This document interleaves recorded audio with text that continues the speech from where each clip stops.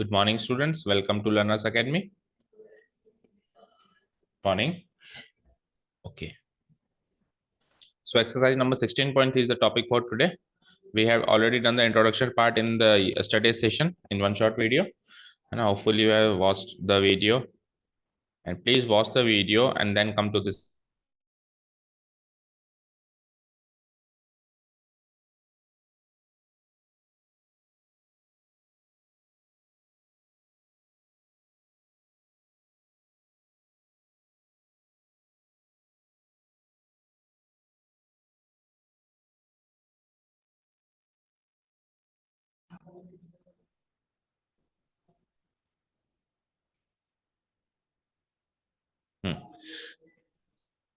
तो वैसे तो सबको पता है favourable outcomes, number of favourable outcomes divided by favorable outcomes divided by total number of outcomes, total number of possible outcomes. ये फॉर्मूला हमने सीखा है प्रोबेबिलिटी निकालने का, बट ये फॉर्मूला हम इस एक्सरसाइज में यूज कम करेंगे। ऐसा नहीं करेंगे ही नहीं, बाकी इसका डायरेक्ट एप्लीकेशन इस तरीके से यूज नहीं करेंगे। हम इंस्टेड एक्जियोमेट्रिक अप्रोच यूज करेंगे। एक्जियोमेट्रिक अप्रोच क्या कहती है कि हम आउटकम टू आउटकम चलेंगे। पर्टिकुलर एक एक आउटकम का हम क्या निकालेंगे, प्रोबेबिलिटी निकालेंगे। एक एक आउटकम की प्रोबेबिलिटी निकालेंगे और एक एक आउटकम की प्रोबेबिलिटी निकाल के फिर हम उसको जोड़ देंगे। ठीक है ना। जिस भी इवेंट की हमको प्रोबेबिलिटी चाहिए, उस इवेंट के जितने भी आउटकम्स हैं पर्टिकुलर सिंगल सिंगल प्रोबेबिलिटी निकाल के उनको जोड़ देंगे। ठीक है। और ये जो फॉर्मूला है, ये फॉर्मूला हम कब लगाएंगे, जब हमको क्लियर कट पता हो कि आउटकम्स आर इक्वली लाइकली। जब पता होगा clearly outcomes are equally likely, तब फिर अपन ये वाला m बाई n का फॉर्मूला लगाएंगे, जहाँ पे m का मतलब क्या हो जाएगा, नंबर ऑफ फेवरेबल आउटकम्स, और n का मतलब क्या हो जाएगा, total number of possible outcomes. ये देख लेता ना इंट्रोडक्शन पूरा। ओके चलो। Exercise 16.3 question number 1, which of the following cannot be the valid assignment of probabilities for outcomes of sample space as omega 1 to omega 7। देखो ये क्या कह रहा है, सैंपल स्पेस में कुछ आउटकम्स हैं। आउटकम्स को हम जनरली प्रोबेबिलिटी की दुनिया में ओमेगा से डिनोट कराते हैं। तो 7 आउटकम्स है, तो omega 1 to omega 7। And now we are required to check whether the assignment of probability is correct or not, है ना भाई। इनको ओमेगा 1 से ओमेगा 7 तक कुछ प्रोबेबिलिटी असाइन कर दी गई है, हमको बस ये चेक करना है कि करेक्ट है या नहीं। एक एग्जांपल भी कल अपन ने किया था इंट्रोडक्टरी पार्ट के अंदर बीच में, तो अपने को चेक करना है ना। तो चेक करने के कुछ रूल्स हैं। पहला रूल कि कोई भी ओमेगा आई है, कोई भी आउटकम है, उसकी जो प्रोबेबिलिटी है वो जो होगी, वो कहां से कहां तक लाया करेगी, 0 से लेके 1 तक लाया करेगी। पहली जो रूल है, वो किसी भी आउटकम की प्रोबेबिलिटी, कोई भी ओमेगा आई उसकी आउटकम प्रोबेबिलिटी 0 से 1 तक लाया करेगी। दूसरी, जितनी भी प्रोबेबिलिटीज हैं उनका जो सम होगा, उनका जो समीशन होगा, where i varies from 1 to n, जितने भी नंबर ऑफ वहां पे आउटकम्स है ना, वो इक्वल टू 1 होना चाहिए। ये दो रूल्स को अपन मद्देनजर रखते हुए चेक करेंगे कि करेक्ट है या नहीं है। अगर एक भी फेल हो गया तो फिर इनकरेक्ट माना जाएगा। ठीक है, डन। तो सबसे पहले तो हम ये देखेंगे कि 0 से 1 तक के बीच में है या नहीं, है ना। जैसे 0 के 1 के बीच में कोई भी मिला तो वो तो देखते ही बाहर है।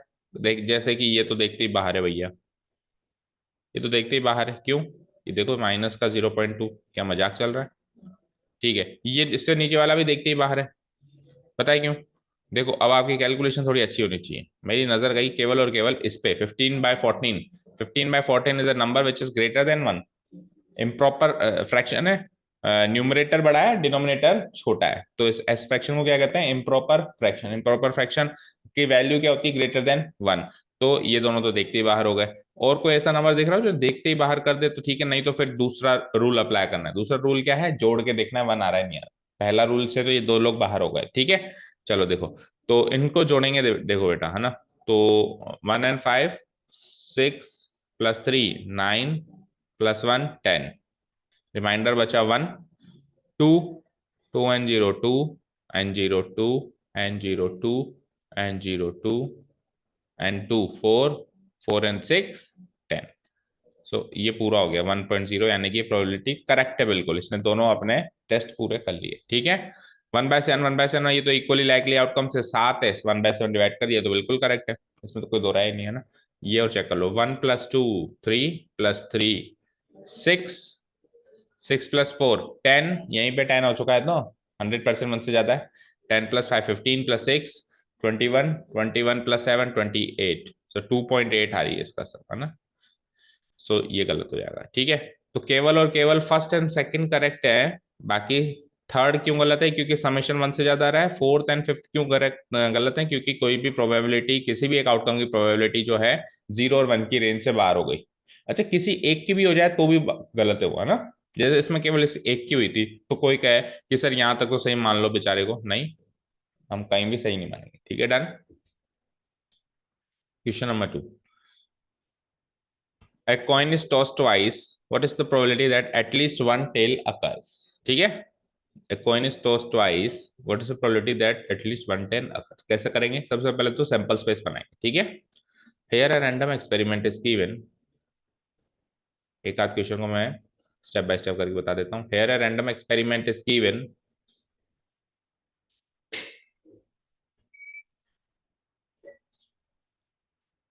of tossing a coin twice, of tossing a coin twice, ये तो क्या हमारा रैंडम एक्सपेरिमेंट, ठीक है।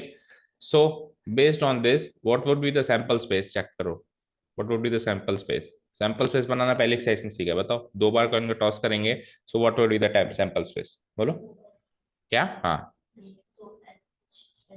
हाँ। हाँ। हम्म। हम्म। ठीक ठीक, ठीक है, डन, ठीक है ना, सिंपल सा ऐसा लॉजिक लगाओ, two heads, then one head, and then zero head, ठीक है। और टू हेड आ गया तो जीरो टेल, वन हेड आ गया तो one tail, and zero head आ गया तो टू टेल। तो टू हेड जीरो टेल का एक case, one head one tail के दो केस, और जीरो हेड टू टेल के वन केस, ठीक है। यहाँ तो कोई डाउट नहीं है, ठीक है। अब देखो,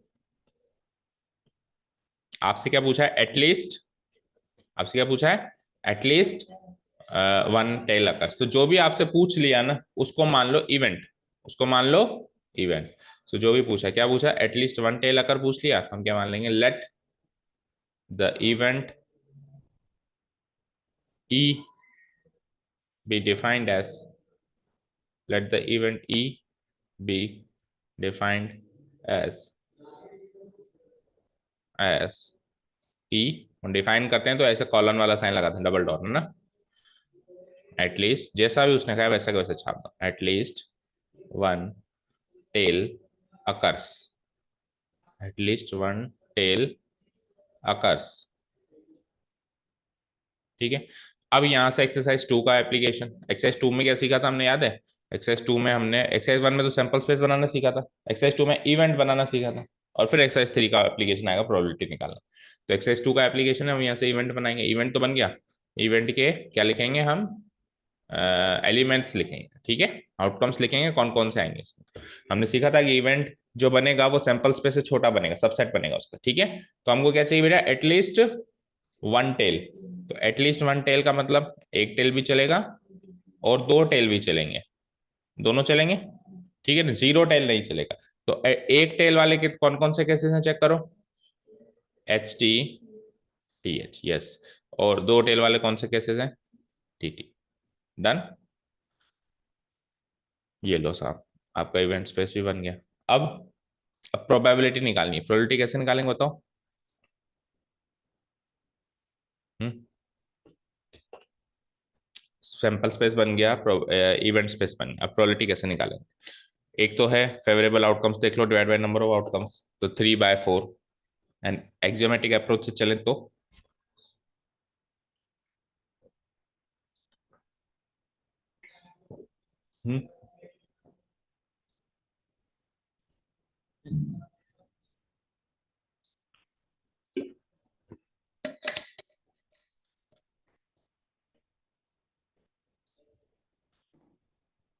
एक्जियोमेट्रिक अप्रोच से चले तो पर्टिकुलर एक की प्रोबेबिलिटी निकालो ना बेटा। नाउ देखो प्रोबेबिलिटी कैसे निकालेंगे हम, now probability that that at least one tail occurs, at least one tail, आज तबीयत सही नहीं है क्या, हम्म, खराब है, at least one tail occurs is given by, is given by ठीक है ना। कैसे बताएंगे उस प्रोबेबिलिटी को, प्रोबेबिलिटी ऑफ ए, कैसे डिनोट कराएंगे, probability of E, sorry E n, probability of E. ये क्या होगा बेटा, हर एक एलिमेंट की प्रोबेबिलिटी का सम। ठीक है, so it will be like probability of H T plus probability of T H plus probability of T T. समझ गए। अब वैसे तो देखो ये नोटेशन लिखना गलत है, क्योंकि लिखना ऐसे चाहिए, एच टी तो एक इसका भी सबसेट है, तो लिखना तो ऐसे चाहिए।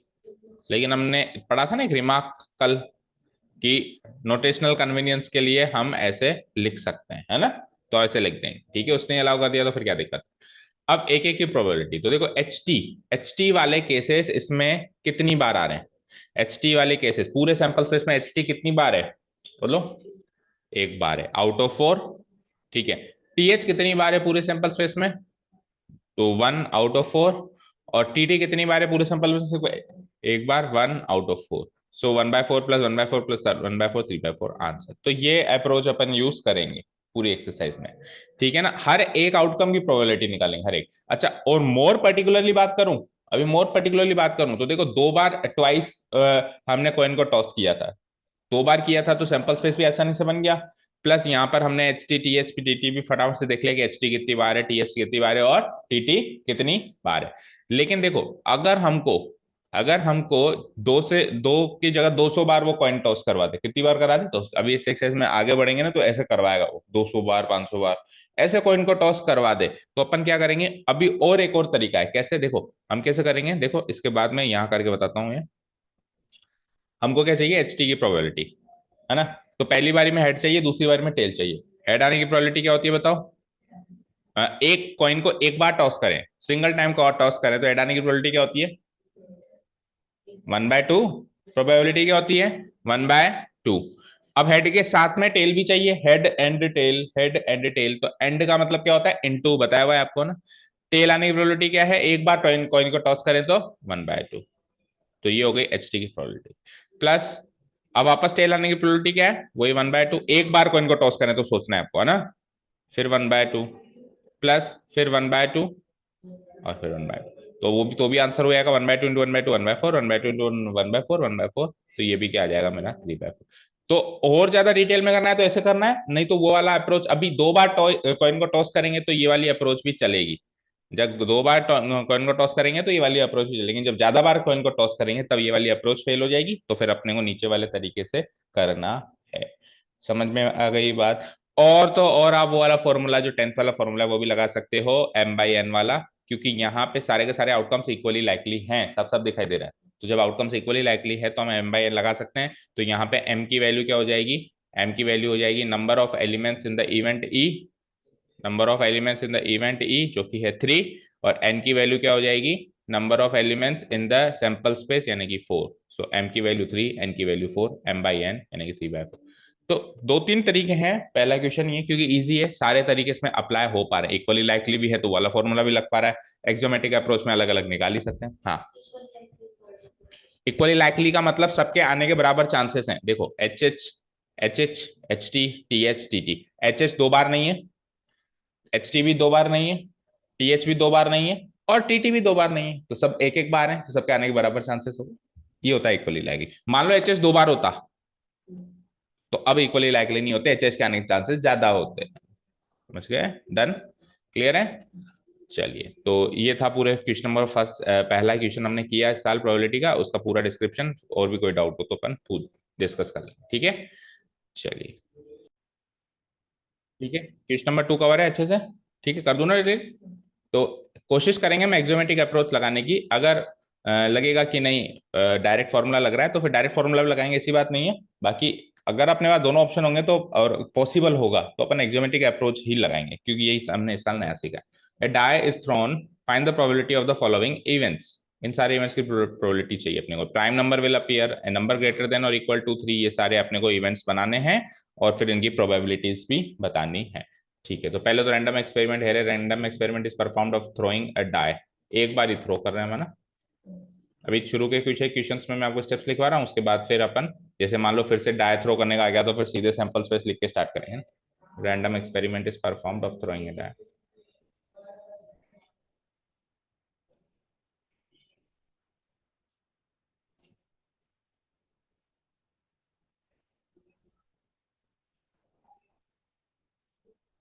throwing a dart. So sample space क्या बना बताओ? So yes, 1 2 3 4 5 6, 1 2 3 4 5 6 done. ठीक है, ओके। अब ए प्राइम नंबर विल, अब इवेंट्स मानते जाओ। जैसे पहला क्वेश्चन है, जैसा जैसा उसने लैंग्वेज कही है ना, वैसे वैसे इवेंट मानते जाओ। जैसे पहला क्वेश्चन है ए प्राइम नंबर विल अपीयर, है ना? तो now now let the event late the event, सारे ही मान लो। एक काम करो, 1 2 3 4 5 इवेंट्स हैं। Let the following events be, एक साथ ही मान लो। Let the following events be, ये चाहो तो सारे एक साथ भी मान सकते हो, चाहो तो A1 to 1 भी चल सकते हो। एक माना, प्रोबेबिलिटी निकली, दूसरा माना, ठीक है। फॉलोइंग इवेंट्स बी, बी लिख दिया, उसके आगे ई। अब देखो EFGH मत चलाओ क्योंकि बहुत सारे है ना, तो फिर ABCD चलाओ। क्या चलाएंगे फिर हम? ABCD, इनको पांच को हमने 5 इवेंट्स मान लिया, जो भी इसके सामने लिखा हुआ है। Prime number will appear, a number greater than और इक्वल टू 3 विल अपीयर, सी का ये, डी का ये। अब बेस्ड ऑन दिस, ये जो इवेंट डेफिनेशन हमने करी है, इसके हिसाब से इनमें क्या क्या एलिमेंट्स आएंगे वो अपने को पता करना है, यानी इवेंट स्पेस निकालना है। सैंपल स्पेस के बाद अगला क्या होता है? Event space. इवेंट स्पेस में मतलब उस इवेंट में कितने एलिमेंट्स हैं वो पता लगाना, कौन कौन से एलिमेंट्स हैं। ठीक है, चलिए। सो बताओ, एक प्राइम नंबर विल अपीयर, तो ऊपर देखो 1 2 3 4 5 6 में से प्राइम नंबर कहाँ कहाँ दिख रहा है? कौन कौन सा दिख रहा है बोलो? 4 प्राइम नंबर है, इवन नंबर नहीं कह रहा हूं। 2 3 5, और ए नंबर ग्रेटर देन और इक्वल टू 3, 3 या 3 से बड़ा नंबर बताओ। क्यों 5 क्यों नहीं? 3 4 5 6, और ए नंबर लेस देन और इक्वल टू 1, 1 या 1 से छोटा नंबर बताओ। 1, उससे छोटा है भी नहीं। ठीक है, ए नंबर मोर देन 6, 6 से बड़ा नंबर बताओ। 6 से बड़ा नंबर यहाँ है ही नहीं, तो खाली, या फिर 5 भी लगा सकते हो। ठीक है, ए नंबर लेस देन 6, 6 से छोटा नंबर बताओ। 1 2 3 4, ठीक है, चलो लिखो यहाँ तक।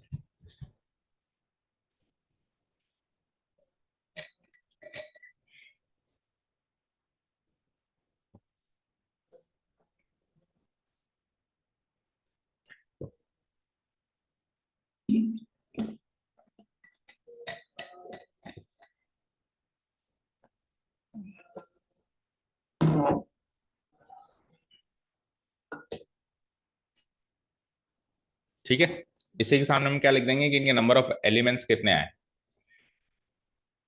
Number of elements in A हो गए हमारे 3, number of elements in B हो गए हमारे 4, number of elements in C हो गए हमारे 1, number of elements in D कितने हो गए? 0, and number of elements in E कितने हो गए हमारे? 5। तो चलिए, अब हमारे पास, हमको पता है क्योंकि 1 2 3 4 5 6 सारे के सारे 6 के 6 आउटकम्स इक्वली लाइकली है, तो अब हम M/N वाला फॉर्मूला लगाएंगे। ठीक है, now now it is clear that it is clear that all the elements of sample space are equally likely। all the outcomes लिखो, एलिमेंट से भी बढ़िया वर्ड होगा। all the outcomes of sample space are equally likely, are equally likely।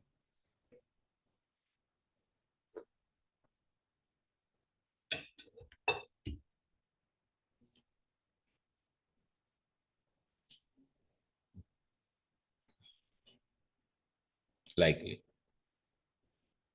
ठीक है। सो इतना लिख दिया अपन ने। So probability of A will be equal to number of elements in the A divided by number of elements in the sample space. उसके सामने ये भी लिख देना, जब सैंपल स्पेस लिखा था उसके सामने लिख देना implies number of elements in the sample space कितने हो गए? 6 हो गए। ठीक है, तो इसको बस डिवाइड करते जाओ आप।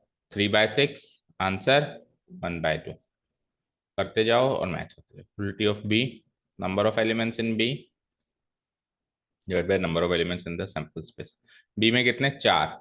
सो क्या करूंगा? 4/6 4/6 is equal to 2/3.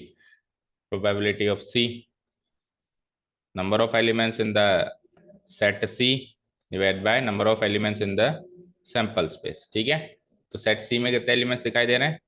एक, 1/6. Then probability of D, number of elements in the set D divided by number of elements in the sample space. So D में कितने एलिमेंट्स हैं? 0. 0/6 that means 0. That means it is an किस type का event हो गया? ये types of event सीखे थे ना, किस टाइप का इवेंट हो गया बताओ?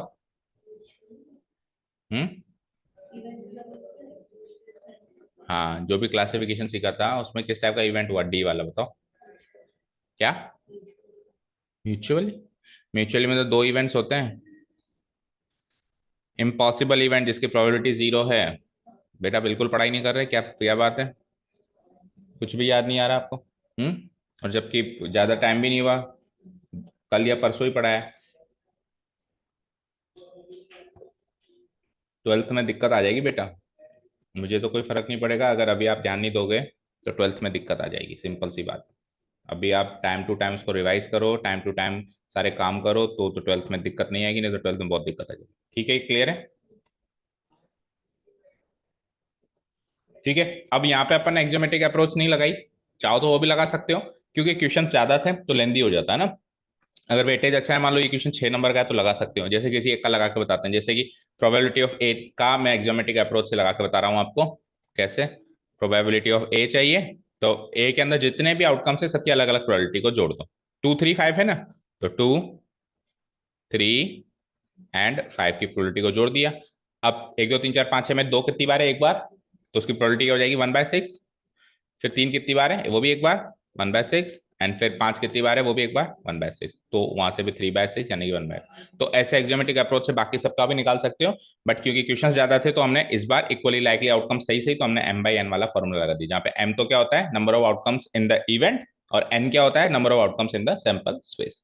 चलें आगे, क्वेश्चन नंबर 3 की तरफ बढ़ते हैं। अब आपको कार्ड्स का क्वेश्चन है, कार्ड्स का डिस्क्रिप्शन मैंने इंट्रोडक्शन में दिया हुआ है, तो होपफुली आपने देखा होगा, कोई डाउट नहीं होगा ना। A card is selected from a pack of 52 cards. How many points are there in the sample space? सबसे पहले सैंपल स्पेस में कितने पॉइंट्स होंगे? Calculate the probability that the card is an ace of spades, उसकी probability निकालो। Calculate the probability that the card is an S, या फिर second question है ब्लैक कार्ड। ये सारे क्वेश्चंस का जवाब आपको देना है। तो सबसे पहले तो कार्ड निकाल रहे हैं, तो सैंपल स्पेस में कितने पॉइंट्स होंगे वो पता लगाएंगे। ठीक है, here random experiment is given of drawing, random experiment is given of selecting a card,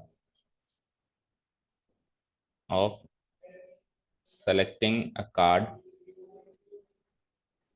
from a pack of 52 cards, from a pack of 52 cards। ये हो गया। अब इसका सैंपल स्पेस बना सकते हो क्या आप बताओ? 52 पत्ते हैं, तो 52 एलिमेंट्स का सैंपल स्पेस बनेगा, तो हम लिख नहीं सकते? Not feasible to write in answer sheet की 52 पत्तों का सैंपल स्पेस लिखने जा रहे हैं। ठीक है ना, और लिखेंगे भी कैसे? ऐसे लिखना पड़ेगा, हुक्म का, हुक्म का इक्का, हुक्म का दुक्की, हुक्म की तिक्की, हुक्म की चौकी, फिर ऐसे पान, है ना, वो इंग्लिश में लिख देंगे, बट नॉट पॉसिबल, है ना। तो जिसमें सैंपल स्पेस ड्रॉ करना पॉसिबल नहीं है, उसमें एक्सपेरिमेंट बता के और फिर number of elements in the sample space बता देना, सिंपल सी बात है। ठीक है, और सारे के सारे आउटकम्स इक्वली लाइकली हैं, क्योंकि हर एक पत्ता एक बार ही मिलता है उसमें, जो पर्टिकुलर एक एक पत्ता है वो एक बार ही मिलता है। ठीक है, डन। तो मैं क्या लिख दूंगा? पहले क्वेश्चन का आंसर दे सकते हैं हम यहाँ से। पहला क्वेश्चन है, how many points are there in the sample? So number of points in the sample space are, space are, इसको कैसे डिनोट कराएंगे अपन? N of S, n of S कितने हो जाएगा? 52। एक पहले पार्ट, पहले क्वेश्चन का आंसर आ गया। और दूसरा क्वेश्चन क्या है? Calculate the probability of that the card is an ace of spades, that the card is an ace of spades. तो हम क्या करेंगे? सबसे पहले इसको इवेंट मान लेंगे। ठीक है, let the event E B,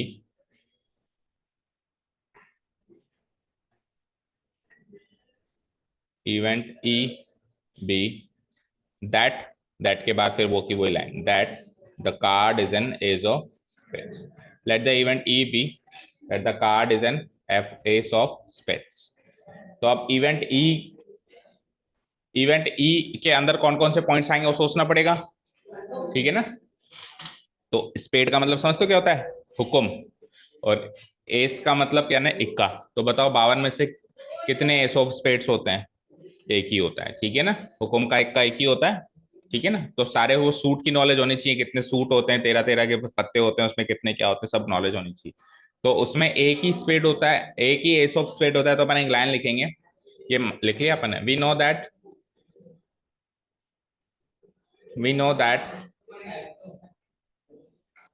there is only one ace of spade, there is only one ace of spade in a pack of 52 cards, in a pack of 52 cards. So probability of E will be like, तो इसमें ये भी लिख दो, so number of elements in the event E हो जाएगा 1, ठीक है ना, and probability, हाँ जी सर, ये and probability of E will be like number of elements in the E divided by number of elements in the sample space. So the answer is 1/50. ठीक है। अभी देखो शुरुआती फेज पे जो क्वेश्चंस मिलेंगे ना आपको, सारे 10th लेवल के मिलेंगे, और बोरिंग सा ही थोड़ा सेक्शन रहेगा, क्योंकि ये सारी छोटी मोटी, इससे डिफिकल्ट प्रोबेबिलिटी तो अपन ने 10th में निकाली। लेकिन नीचे जब अपन चलेंगे ना, जिसमें परम्यूटेशन कॉम्बिनेशन का यूसेज है, जिसमें एक्सियोमेटिक अप्रोच का ढंग से यूसेज है, जिसमें एक चार्ट बनेगा, ऐसे टाइप के क्वेश्चंस, फिर उसमें थोड़ा इंटरेस्ट आएगा ना। अभी तो इजी इजी से क्वेश्चन है। सी देखो, सी पार्ट क्या है, अब सी पार्ट में भी दो पार्ट है, पहला है एस और दूसरा है ब्लैक कार्ड। तो इवेंट्स मान लें हम इसको, तो ई तो हो चुका है, तो एफ और जी मान लें हम उनको, है ना। एक ही क्वेश्चन में याद रखना, एक लेटर दो चीजों को अलॉट नहीं होगा एक ही क्वेश्चन में। अगर ई यहाँ पे अलॉट हो गया तो सेम क्वेश्चन चल रहा है ना, तो अब ई दोबारा अलॉट नहीं होगा, अब एफ और जी अलॉट होगा। ये प्रोबेबिलिटी का पहला रूल याद रखना है ना। Let the events F and G be that, तो एफ को क्या चाहिए, card is an space, S sorry, and G क्या है, the card is an black card, है ना। The card is an S, G क्या हो जाएगा, the card is a black card,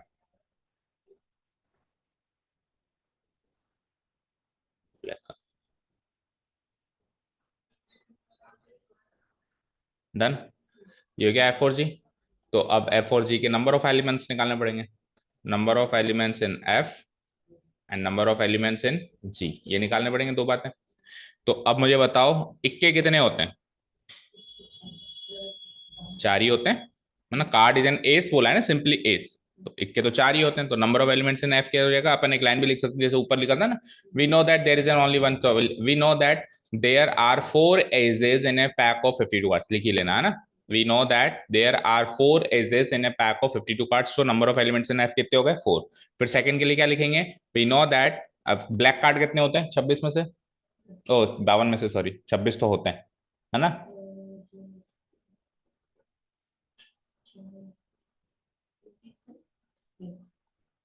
बेटा मैंने बता दिया ना आंसर 26, 52 में से आधे ब्लैक और आधे रेड, ठीक है।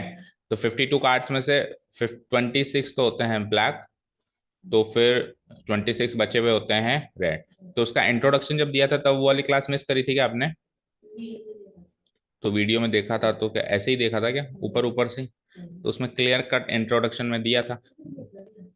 जोकर शामिल नहीं होता 52 कार्ड्स में, 52 कार्ड्स में अपन जोकर को एक्सक्लूड करते हैं, ठीक है ना। So black 26, red 26, so number of elements in G will be like 26, ठीक है ना। ऐसे लिख देंगे, we know that there are 26 black cards in a pack of 52 cards. तो ये हो गया ये, है ना। अब now probability, now probability of event F हो जाएगा, number of elements in the F, in the set F ले लो, number of elements in the set F divided by total number of elements. So it will be like 4 divided by S में कितने 52, सो काटो पीटो 2 bye 20 नहीं 4 से काट लो ना सीधा 1/13, 1/13 एंड प्रोबेबिलिटी ऑफ जी निकाल लेते हैं। So number of elements in the set G divide by number of elements in sample space. तो जी में है 26 divide by 50, it will be like what 1/। Done. बताओ कोई डाउट समझ में आ रहा है? चले नेक्स्ट क्वेश्चन पे, कर दूं डिलीट? आंसर मैच कर लेना। इसका आंसर 1/52, ए पार्ट का तो 52, बी पार्ट का 1/52 एंड सी पार्ट में दो क्वेश्चन है, ये सी पार्ट का फर्स्ट पार्ट है और ये सी पार्ट का सेकंड पार्ट है, उसके आंसर्स हैं 1/13 एंड 1/। चलो next question is a fair coin with 1 marked on one face and 6 on the other. अच्छा कॉइन है, कॉइन पे वैसे जनरली हेड एंड टेल रहता है, लेकिन इन्होंने क्या मार्क कर दिया 1 एंड 6, एक साइड तो 1, जैसे मान लो हेड की साइड 1 लगा दिया और टेल की साइड 6 लगा दिया, तो अभी भी वो फेयर ही रहेगा। वो अनफेयर कब रहेगा, जब दोनों साइड ही 1 हो जाए, जब दोनों साइड ही 6 हो जाए, या बायस्ड होकर कहीं टेढ़ा मेढ़ा हो, तब वो अनफेयर रहेगा, अभी वो फेयर ही। ठीक है। On the other hand and a fair die are a fair coin, और उसके साथ में फेयर डाई भी आप रोल कर रहे हो, है ना, एक तो फेयर कॉइन रोल कर रहे हो और एक फेयर डाई, दोनों को साथ में आप टॉस कर रहे हो। फेयर डाई मतलब डाई होता है ना 1 2 3 4 5 6, हेड या टेल की जगह 1 या 6, तो है तो वो भी फेयर है ना, और उधर फेयर डाई है जिसमें 1 2 3 4 5 6, दोनों को साथ में आप रोल कर रहे हो। तो find the probability that the sum of the numbers, तो जब डाई गिरेगा तो डाई पे एक नंबर दिखाई देगा फेस पे, वैसे भी नंबर ही दिखाई देता है, लेकिन अब की बार फॉर ए चेंज कॉइन गिरेगा तो भी नंबर दिखाई देगा, वैसे कॉइन पे नंबर नहीं दिखाई देता, बट ये कुछ अलग सा गेम बनाया इन्होंने, इसमें कॉइन पे भी नंबर दिखाई दे रहा है। So we are seeing the numbers on the both things which we are tossing, दोनों पे नंबर्स दिखाई दे रहे हैं। तो उसके बाद हम क्या करेंगे, उनका सम कर देंगे भाई, नंबर से तो उनका सम कर सकते हैं ना, देखो चेक करो सम ऑफ द नंबर्स। अब गेम तो यार वो बनाएगा, हम कुछ नहीं कर सकते, वो कह रहे सम करो तो सम करना पड़ेगा ना, ऐसे नहीं कि सर इसने सम क्यों कर लिया है ना, करना पड़ेगा। ठीक है, तो अब सम क्या आना चाहिए 3 आना चाहिए, और फिर सम क्या आना चाहिए 12 आना चाहिए। तो सैंपल स्पेस तैयार करते हैं अच्छा सा, और सैंपल स्पेस के बेसिस पे इसको करेंगे। देखो जितना सही हम सैंपल स्पेस तैयार करेंगे ना, उतना ही क्वेश्चन अच्छे से होगा, सिंपल सी बात। चलिए सो इसका डिस्क्रिप्शन करते हैं। Here it is given that, पूरी पहले तो लाइन एज इट इज लिख देंगे हम, here it is given that, question में से copy paste, here it is given that, उसके बाद यहां से लाना a fair coin with 1 marked on one face and 6 on the other and a fair die are both tossed। ठीक है ना, या फिर ऐसे लिख सकते हैं here a random experiment is given that, इस तरीके से। ठीक है, एनीवेज कैसे भी लिख सकते हो, आ जाओ। तो सो सैंपल स्पेस रेडी करते हैं। सो चेक करना सैंपल स्पेस। ठीक है, तो अब मेरे हाथ में, एक हाथ में तो है मेरे पास कॉइन और एक हाथ में है मेरे पास डाई। तो देखो इसको थोड़ा चार्ट में आपको डिस्क्राइब करके बताऊं, ये तो है लेट्स से मेरे पास कॉइन, फाइन, कॉइन में क्या क्या आ सकता है बताओ, 1 या 6, वेरी गुड, आइदर तो 1 कैन कम और 6 कैन कम, फाइन। एंड इधर आ जाओ, उसके बाद क्या है मेरे पास डाई, डाई में क्या क्या आ सकता है टेल मी, 1 2 3 4, वो सब जानते हैं, उसको उसमें बताने की जरूरत नहीं है। So 1 2 3 4 5 6, 6 outcomes are there when a die is tossed. So 1 2 3 4 5 and 6, these are the outcomes. ठीक है, अब क्या करें देखो, अब हमको दोनों टॉस करना है भैया, दोनों टॉस करना है, तो ये वाला और ये वाला दोनों चाहिए। तो कॉम्बिनेशन देखो, इसके नंबर ऑफ आउटकम्स कितने हो गए 2, उसके नंबर ऑफ आउटकम्स कितने 6, और दोनों चाहिए, ऐसा थोड़ा नहीं कि या तो ये चाहिए या फिर ये चाहिए, ऐसा थोड़ा ना, अगर या होता तो फिर और लगता, लेकिन दोनों चाहिए ना, तो फिर क्या लग रहा है एंड लग रहा है, और आपको बताया था एंड का मतलब क्या होता है मल्टीप्लाई। तो नंबर ऑफ आउटकम्स यहाँ पे 2 हैं, नंबर ऑफ आउटकम्स यहाँ पे 6 हैं, 2 इंटू 6 क्या हो गया 12। जब तक आप ये पता नहीं लगा पाओगे ना बेटा कि कितने नंबर ऑफ आउटकम्स हैं सैंपल स्पेस में, तब तक आप करेक्ट सैंपल स्पेस ड्रॉ नहीं कर पाओगे। तो आपने लिख पता लगा लिया कि 12 आउटकम्स हैं, तो अब आप करेक्ट सैंपल स्पेस ड्रॉ कर सकते हो। सो सैंपल स्पेस ड्रॉ कर रहा हूँ देखो मैं, तो देखो एक एक उठाओ, कॉइन पे मान लो 1 आ सकता है। देखो नंबर से तो एक ब्रैकेट अंदर भी लगाना पड़ेगा, नहीं तो फिर कंफ्यूजन होगा ना। मान लो कॉइन पे 1 आता है, तो फिर डाई पे क्या आ सकता है, डाई पे 1 भी आ सकता है। किसी ने कहा जरूरी है क्या, कॉइन पे 1 के साथ डाई पे 2 भी आ सकता है, कॉम्बिनेशन हम सेट कर रहे हैं। कॉइन पे 1 के साथ डाई पे 3 भी आ सकता है, कॉइन पे 1 के साथ डाई पे 4 भी आ सकता है, कॉइन पे 1 के साथ डाई पे 5 भी आ सकता है, एंड फाइनली कॉइन पे 1 के साथ डाई पे 6 भी आ सकता है। ठीक है, डन। और दूसरी रो क्या बनेगी, अब कॉइन पे 1 हटा के कॉइन पे 6 कर दो और same to same copy paste. Coin पे 1 के साथ 6, कॉइन पे 6 के साथ डाई पे 1 आ सकता है, कॉइन पे 6 के साथ डाई पे 2 आ सकता है, कॉइन पे 6 के साथ डाई पे 3 आ सकता है, कॉइन पे 6 के साथ डाई पे 4 आ सकता है, कॉइन पे 6 के साथ डाई पे 5 आ सकता है, एंड फाइनली कॉइन पे 6 के साथ डाई पे भी 6 आ सकता है। So this will be the sample space. समझ आया? अब आपको पता था 12 आउटकम्स हैं तो आपने 12 लिख लिए, आपको पता ही नहीं था तो आप अल्टप पे फिर ऐसे सोचते यार कुछ और रह तो नहीं गया। ठीक है ना, तो इसलिए पहले पता लगाओ कितने आउटकम्स होंगे।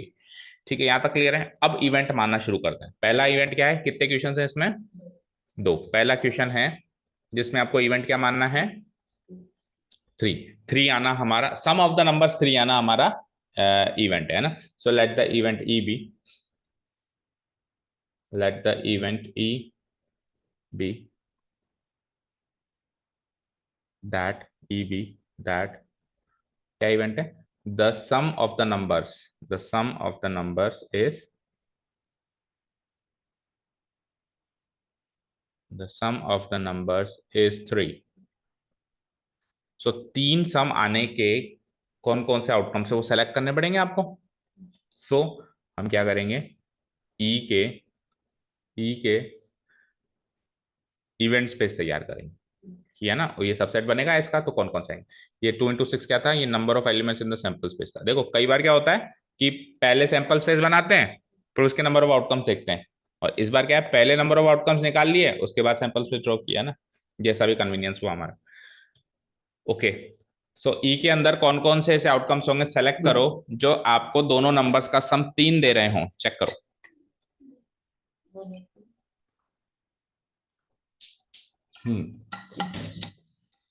1 and 2, उसके अलावा बोलो, उसके अलावा दिख रहा है कोई, 1 and 2 के अलावा दिख रहा है, no. So there is only one outcome selected, 1, 2। so from here on I can conclude that number of elements in the E are 1, number of elements is E is 1। so वहां से conclusion निकलेगा, so probability of E will be equal to number of elements in the E divided by number of elements in the S. So number of elements in the E is 1 and number of elements in the S is 12, 1/12 answer। second question, second question is, let the event F be, let the event E के बाद आ जाओ F be that, that the sum of the numbers, the sum of the numbers इस 3 था, second में क्या चाहिए इसको, सम बताओ, 12 चाहिए। ओके, सो ये हो गया event assumption. Now based on this F event के अंदर आपको वो सैंपल स्पेस में से एलिमेंट्स छांटने हैं, पिक करने हैं जो आपको 12 सम देते हैं। चेक करो, 12 सम वाला भी एक ही है, 6,6। So from here on number of elements यहाँ पे भी 1 ही हो गए, तो प्रोबेबिलिटी भी वही हो गई, d of f equal to number of elements in f divided by number of elements in s, that means 1/12। Done. Axiomatic approach नहीं लगाई इसमें भी, चाहो तो लगा सकते हो। जैसे एक ही एलिमेंट है तो आपको सिंपली इसके अंदर क्या निकालनी है, प्रोबेबिलिटी ऑफ ए की जो एलिमेंट है 1,2, और 1,2 ऊपर 12 में से एक बार ही आ रहा है, सो 1/12 आंसर सीधे सीधे। और यहाँ पे भी लगाएं तो प्रोबेबिलिटी ऑफ किसकी निकालनी है आपको, 6,6।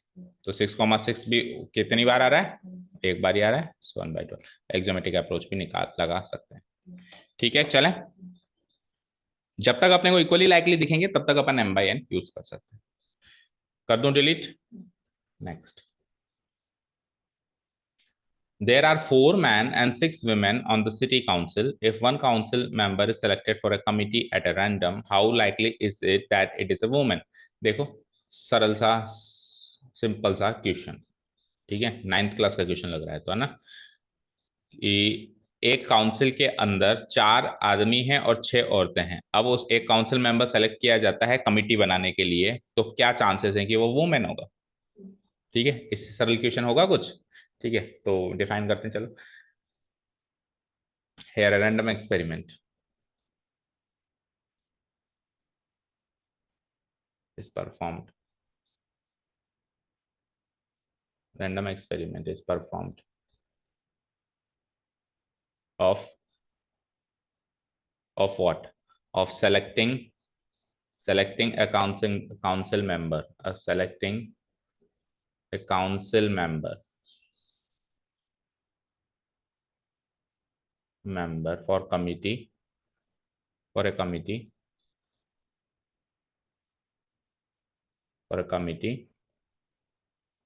out of a council consisting of out of a council consisting of 4 men, consisting of 4 men and 6 women। ये तो क्या रैंडम एक्सपेरिमेंट का डिस्क्रिप्शन। नाउ अब आपको क्या चाहिए? आपको क्या चाहिए बताओ? आपको चाहिए कि उसमें से वुमेन आने के चांसेस क्या क्या है, ठीक है ना। So total number of outcomes in the sample space. अब इसमें सैंपल स्पेस ड्रॉ करने की जरूरत नहीं है, इस बार नंबर ऑफ आउटकम्स बताओ सैंपल स्पेस में कितने होंगे, बताओ। टोटल नंबर ऑफ पर्संस कितने हो जाएंगे? So total number of persons कितने हुए? Total number of persons, that is, इसको अपन एन ऑफ एस भी लिख सकते हैं। कितने हुए? 4 + 6 यानी कि 10। ठीक है ना। नाउ इवेंट मानते हैं। Now let event E be, let the event E be that the selected person is a woman. The selected person is a woman.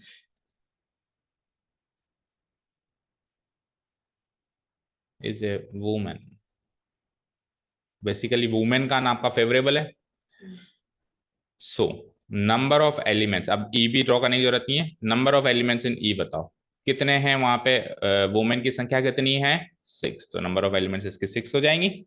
लगाओ probability. So probability of event E will be like number of elements in E divided by number of elements in S, 6/10, or the answer is 3/5। Match करो।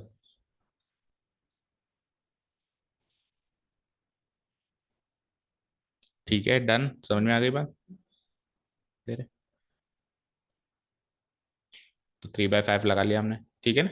चलते next question number 7 देखो। ए fair coin is tossed 4 times. अच्छा जी, fair coin को 4 बारी toss किया जा रहा है आपकी बात। कितनी बारी? 4 बारी। और एक पर्सन जीत जाता है 1 रुपया जब हेड आता है, और हार जाता है 1.5 रुपया जब टेल आता है। समझ आया? समझ आया?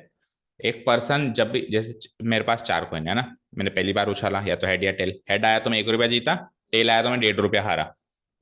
फिर मैंने वापस उठाया, वापस उछाला, अगेन हेड आया तो मैं 1 रुपया जीता, टेल आया तो मैं 1.5 रुपया हारा। इस तरीके का कोई सट्टा खेल रहा हूँ मैं, है ना।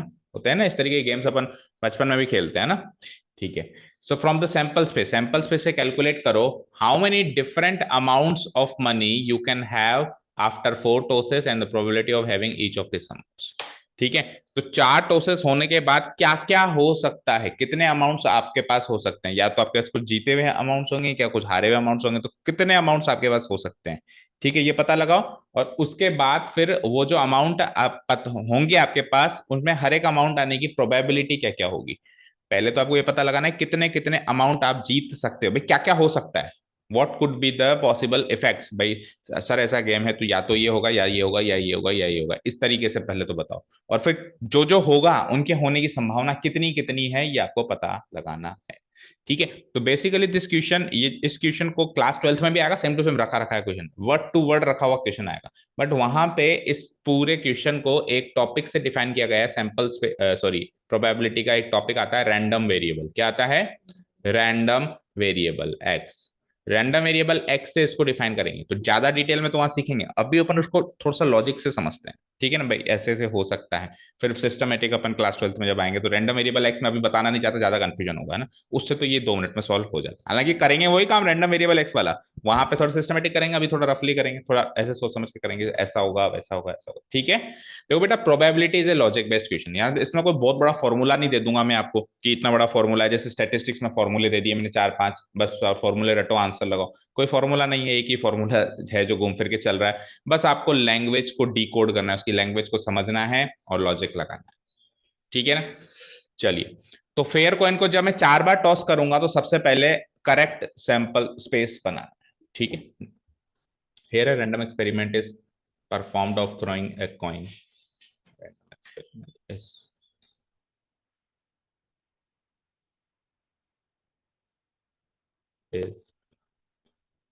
given of throwing a coin, of tossing a coin 4 times. Fine. So, so sample space क्या बनेगा वो। अच्छा, सैंपल स्पेस से पहले मुझे बताओ number of outcomes in sample space क्या बनेगा। मैंने वही बात बताई ना आपको कि पहले पता होना चाहिए। तो कोइन को एक बार ही टॉस करते हैं तो कितने आउटकम्स होते हैं, 2। और कितनी बार टॉस कर रहे हो, तो 2 की पावर 4। ऐसे सीखा था अपन ने पहली एक्सरसाइज में। तो 2 की पावर 4 क्या होती है, 16। तो 16 आउटकम्स होंगे मेरे पास, ये मुझे पता होगा तभी तो मैं करेक्ट सैंपल स्पेस ड्रॉ करूंगा। पता ही नहीं होंगे तो कैसे ड्रॉ करूंगा। ओके, सो अब ये 4 जो आउटकम्स हैं, देखो इनको अगर मैं डिवाइड करूं, इनको मैं अगर डिवाइड करूं तो रफली कैसे डिवाइड करो, भले फेयरली मत करो, तो कैसे आउटकम्स हो सकते हैं। तो पहला केस हो सकता है कि चारों हेड आ जाएं एंड एक भी टेल ना आए। 4 बार टॉस किया, चारों के चारों हेड आ गए, एक भी टेल नहीं आया। दूसरा क्या हो सकता है कि 3 तो हेड आए और एक टेल आ गया। अगला तीसरा केस क्या हो सकता है, 2 हेड आए और साथ में 2 टेल आ गए, ठीक है। चौथा क्या हो जाएगा, 1 हेड आया और 3 टेल आ गए। और पांचवा और आखिरी क्या हो सकता है, एक भी हेड नहीं आया, चारों के चारों। इससे बाहर कुछ हो सकता है क्या। तो इन सारी चीजों को मद्देनजर रखते हुए आपको सैंपल स्पेस बनाना है। फॉर एग्जाम्पल पहला केस क्या है, 4 हेड और 0 टेल। तो 4 हेड और 0 टेल का एक ही सैंपल पॉइंट होगा, एच एच एच। डन। उधर से देख देख के बनाओगे ना तो कोई आउटकम छूटेगा नहीं, ठीक है। कॉमा। अब 3 हेड और एक टेल के केसेस बनाने हैं आपको। तो 3 हेड और एक टेल का पहला केस मेरे माइंड में आ रहा है एच एच एच टी, लेकिन एक ही केस थोड़ा होगा 3 हेड और एक टेल के, टेल को बीच में लगाओ। तो दूसरा केस क्या बन जाएगा, एच एच टी एच। तीसरा केस क्या होगा बोलो, एच टी एच एच। और चौथा केस क्या होगा बोलो, T H H H. Fine. अब तीसरा नंबर पे आओ, 2 हेड और 2 टेल के कितने केसेस होंगे वो आपको सोचना है। 2 हेड और 2 टेल के कितने केसेस होंगे, वैसे तो रफली तो आपको याद होना चाहिए 6 केसेस होंगे, है ना। अपन ने किया था शायद ये क्वेश्चन से, है ना। 6 केसेस कौन कौन से होंगे। मैं वैसे तो वहां पे स्पेस है ना, लेकिन मैं जानबूझ के नीचे से लिख रहा हूँ ताकि आप डिफ्रेंशिएट कर पाओ। एग्जाम में तो आपको कंटिन्यू चलना है, तो यहाँ से लिखता हूँ। तो देखो 2 हेड और 2 टेल के cases, H H T T. अब बोलो आगे टी को बीच में ले आओ, एच टी एच। फिर टी को पहले जगह ले आओ, तो टी एच एच। फाइन। अब एक काम करो, इनके उल्टे बनाने की कोशिश करो। तो एच एच टी का उल्टा तो आ गया टी एच एच, ठीक है ना। और टी एच एच का उल्टा ये एच टी एच का उल्टा क्या होगा, टी एच एच टी। और एक केस बच रहा है जिसमें अल्टरनेट चलते हैं। तो अल्टरनेट चलते हैं, तो अल्टरनेट चलेंगे तो एच टी और उसका उल्टा कर दें तो टी एच। हो गए 6 केसेस, ठीक है। अब आ जाओ एक हेड और 3 टेल के केसेस ऊपर, ये जो बनाए थे जस्ट इसका उल्टा कर दो। ये जो बनाए थे ना हमने, वो क्या था, 3 हेड और एक टेल। 3 हेड और एक टेल का जस्ट उल्टा क्या होगा, 3 टेल और एक हेड। तो जस्ट इसका उल्टा कर दो, जहां एच आ रहा है वहां टी लगाओ। तो एच एच एच टी था, तो क्या कर दूंगा, टी एच। फिर क्या था, एच एच टी एच, तो ये क्या हो जाएगा, टी एच टी। या फिर यूं देखो, एच आखिरी में, एच को इधर ले आए, फिर एच को पहली जगह ले आओ। So T H T T. और last one will be T H H H था, तो H T T T. Done. और आखिरी में 0 हेड और 4 टेल का एक ही केस हो जाएगा, टी टी टी टी। हो गए 16 पूरे के पूरे, चेक करो। ये सैंपल स्पेस यहाँ पे क्लोज हुआ, ठीक है। ये एक केस है, ये दूसरा केस है, ये पूरा तीसरा केस है, और ये चौथा केस है, और ये लास्ट में 5वां केस है। 5 केसेस हो रहे हैं। तो इस तरीके से कैटेगराइज करोगे तो क्वेश्चन आसान लगेगा और आगे की गलतियां नहीं होंगी। अब आपको गेम क्या गिवन है कि हर एक हेड पे 1 रुपया जीतते हो आप, और हर एक टेल पे हर एक टेल पे आप 1.5 रुपया हार जाते हो, 1.50 रुपीज आप हार जाते हो। ठीक है, तो काउंट करेंगे सबसे पहले जो हमारे पास आउटकम्स हैं, हर एक आउटकम पे आप कितना जीते और कितना हारे। तो कैटेगरी के जैसे 16 है, तो 16 के अंदर अपन एक एक को थोड़ा काउंट कर सकते हैं, भाई इसमें कितना हारा जीता, इसमें कितना हारा जीता, इसमें कितना हारा जीता, ऐसे नहीं। हम क्या करेंगे, कैटेगरी देखेंगे। पहली कैटेगरी ये है, इसमें कितना हारा जीता। फिर दूसरी कैटेगरी ये है, इसमें कितना हारा जीता। फिर तीसरी कैटेगरी है, फिर चौथी कैटेगरी है। फिर जो अपने कैटेगरीज वहां पे बनाई है, उन कैटेगरीज को अपन इवेंट मान लेंगे। जैसे इवेंट ए मान लेंगे 4 हेड और 0 टेल आना, इवेंट बी मान लेंगे 3 हेड और 1 टेल आना, इस तरीके से। डन। तो पहले तो मैं डिस्क्रिप्शन दे रहा हूं। Now it is given that, अच्छा क्वेश्चन है, इसको इंपॉर्टेंट मार्क करो। It is given that a person wins re1 on each head and losses rupees 1.50 on each tail. Done. ठीक है, ये कर लिया हमने, लिख लिया, डिस्क्रिप्शन दे दिया। सो let the events one two three four five six, ये पांचों इवेंट्स अपन मान लेंगे। मैं एक मान के बता देता हूँ, बाकी आप 5 लाइन छोड़ देना, ऐसे ऐसे लिख देना। Let the following events be defined as, let the following events be defined as. तो ए बी सी डी ई मान लें। तो ए इवेंट हम मान लेते हैं 4 heads and 0 tails occur, 4 heads and 0 tails, 0 tail occur। और इसी तरीके से बी मान लेंगे 3 heads and 1 tail occur, सी मान लेंगे 2 heads and 2 tail, डी मान लेंगे 1 head and 3 tails, and fifth one will be 0 head and 4 tail occur। तो आप आना लाइन छोड़ देना 4-5, ये लिख देना इवेंट्स। अब एक एक करके अपन चलते हैं। पहला इवेंट ए जब होगा, जब 4 हेड और 0 टेल आएंगे, तो कितने अपन हारेंगे, कितने अपन जीतेंगे, उसकी प्रोबेबिलिटी क्या होगी, ये अपन देखेंगे, है ना। चलो, तो उसको आगे चलूं, अब मैं एक अगले पेज पे चलना पड़ेगा, है ना।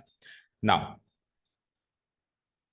when event A occurs, when event A occurs, तो जब इवेंट ए होता है, तो इवेंट ए में क्या है, चारों हेड है, और हर एक हेड पे आप कितना जीतते हो, 1 1 1, है ना। So when event A occurs, amount won और लॉस कैसे निकालेंगे अपन, अमाउंट वॉन और लॉस्ट, जीत भी सकते हैं, हार भी सकते हैं। कैसे निकालेंगे, एक हेड पे आप 1 रुपया कमाते हो, और आपके पास 4 हेड है, इसमें कितने हेड है, 4, तो 1 into 4। उसके बाद आप लॉस वाली कंडीशन पे आओ, प्लस एक टेल पे आप 1.50 लॉस करते हो, तो -1.50 इनटू टेल कितने आए, 0। टेल कितने आए, 0, तो ये तो 0 हो गया। तो कुल मिलाकर अल्टीमेटली आपने कितने रुपए जीते, 4 रुपए जीते। समझ गए, ठीक है। उसके बाद आ जाओ, व्हेन इवेंट बी अकर्स, ऐसे करके आप पता लगाओ भाई किन किन चीजों में आप कितना हारोगे, कितना जीतोगे। B occurs, so amount won और लॉस इसके अंदर,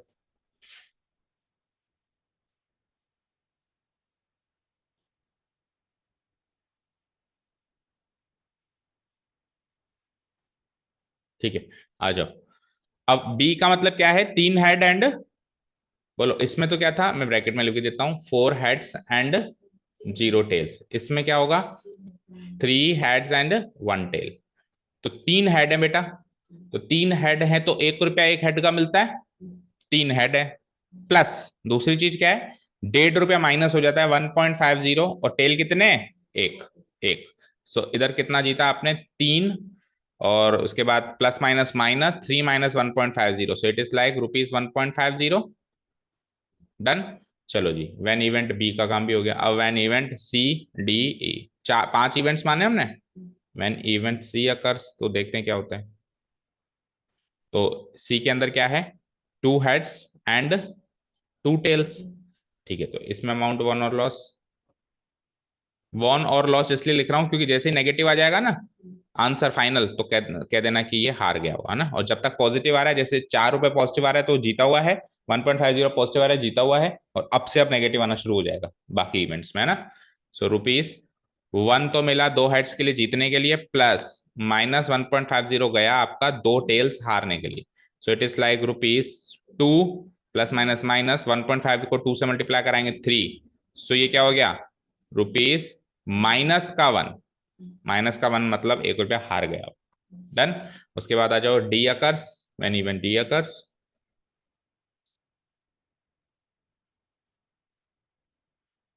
डी में क्या है बेटा, 1 head and 3 tails. So amount won और लॉस इसमें पता लगाते हैं।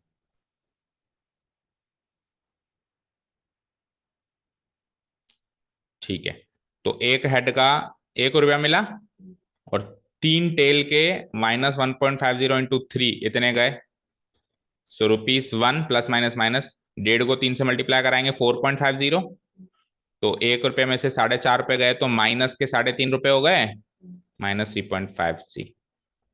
और लास्ट केस जो है हमारा, व्हेन, कहाँ लिखूं, स्पेस नहीं, यहाँ लिख देता हूँ इस जगह। लास्ट केस है when event E occurs, A B C D, when event E occurs, तो अमाउंट वन और लॉस,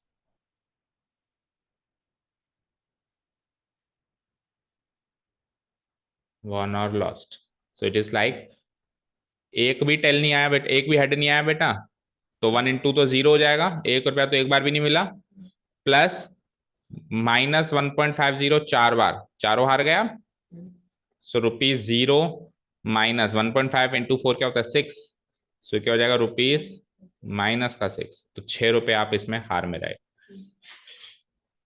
तो टोटल मिला के कितने, क्या क्या अमाउंट है जो आप हार सकते हो या जीत सकते हो, उसका आंसर आ चुका है। या तो आप ₹4 जीतोगे, या आप ₹1.5 जीतोगे, या आप ₹1 हारोगे, या आप ₹3.5 हारोगे, या आप ₹6 हारोगे। इसके अलावा कुछ हो सकता है क्या, नहीं। तो पहला क्वेश्चन का आंसर क्लियर है, पहला क्वेश्चन यही था कि how many different amount of money you can have after 4 tosses, 4 tosses के बाद कितने कितने डिफरेंट अमाउंट ऑफ मनी आपके पास हो सकते हैं, और फिर हर एक की प्रोबेबिलिटी अगला भाई। जैसे आपने कहा कि सर या तो आपके पास ₹4 होंगे, या आपके पास इतने होंगे, या इतने हारोगे इतना, तो मैंने कह दिया कि ₹1.5। अच्छा, आपके पास ₹1.5 हो सकता है ना, आप कहोगे हाँ हो सकता है। क्या प्रोबेबिलिटी की ₹1.5 होगा, क्या प्रोबेबिलिटी की ₹4 जीतोगे, क्या प्रोबेबिलिटी की ₹1 हारोगे, क्या प्रोबेबिलिटी की ₹3.5 हारोगे, और क्या प्रोबेबिलिटी है कि ₹6 आप हारोगे। ये जो 5 केसेस आपने बनाई है, ये चीजें हो सकती हैं।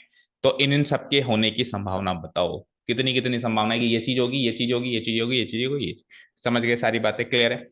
सो तो पहले क्वेश्चन का आंसर मैं क्लियर लिखता हूं। So we can conclude that, we can conclude that the different amounts of money we can have, the different amounts of money,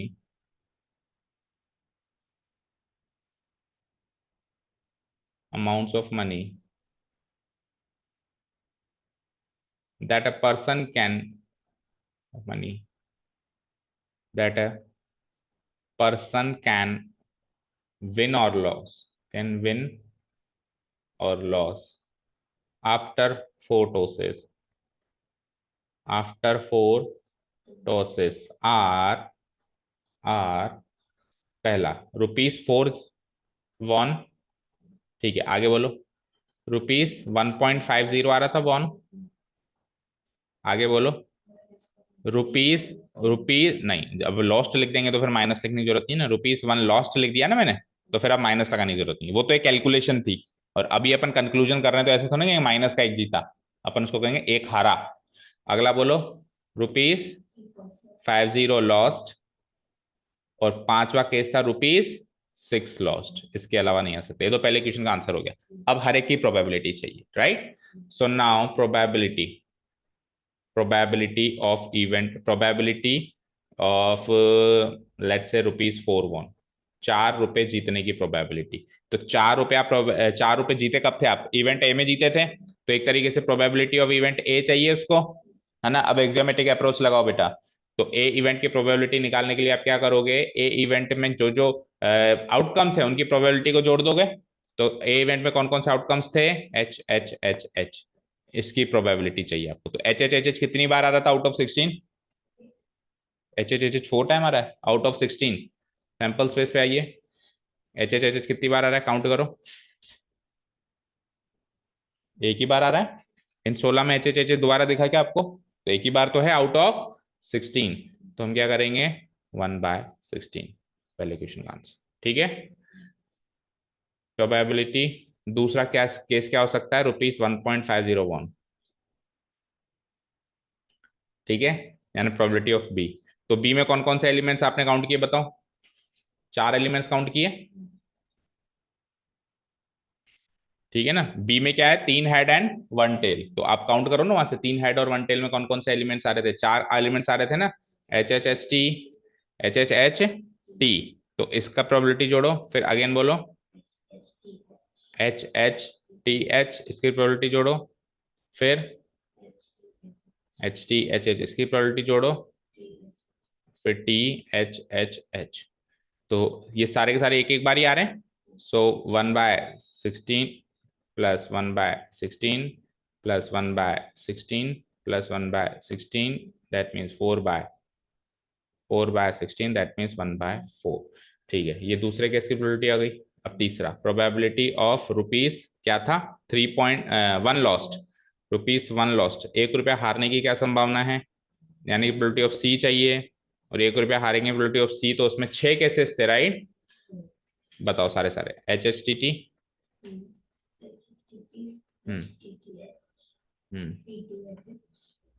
सब लिखना है आपको, T T H H, then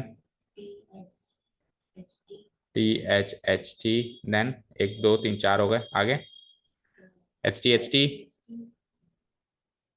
और फिर टी एच। ठीक है, सो 1/16 प्लस 1/16 ऐसे करते करते 6 बारी है ना, plus 1/16 plus 1/16 plus 1/16 plus 1/16, 1 2 3 4 5 plus 1/16, so it is finally 5/16 answer. और अगला केस लो, probability of ₹3.50 lost, that means probability of D, और डी के एलिमेंट्स बताओ, बी का उल्टा था, so T T T H plus T T H T plus T H T T plus H T T T.